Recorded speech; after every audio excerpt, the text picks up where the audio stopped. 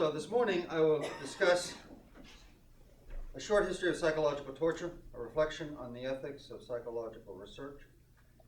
It will be a lecture with a prologue and 4 parts.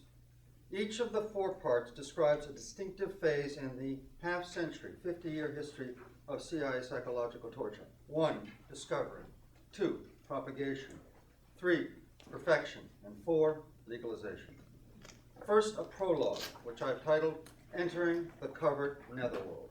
Working as an academic historian for the past 35 years, I have produced a half-dozen books on seemingly diverse topics, from the global heroin traffic to Australian organized crime, now CIA torture, that are all part of a new interdisciplinary academic field established last August at the University of Melbourne Law School in Australia, that examines what I call, for want of better words, the covered netherworld.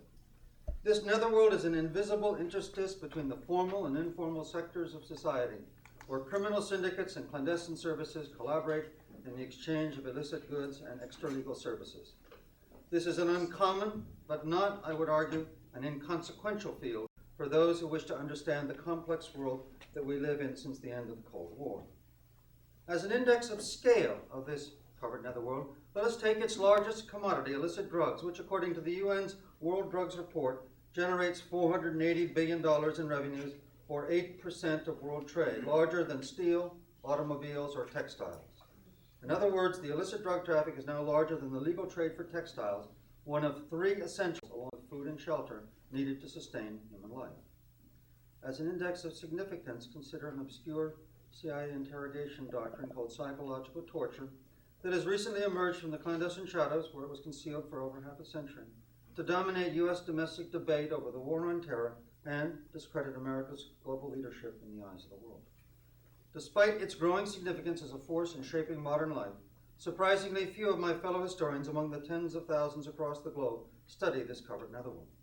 Yet, even with a modicum of skill, historical methods, I would argue, can prove a powerful tool for both scholars and journalists in probing this vast, still unexplored terrain, this covered netherworld.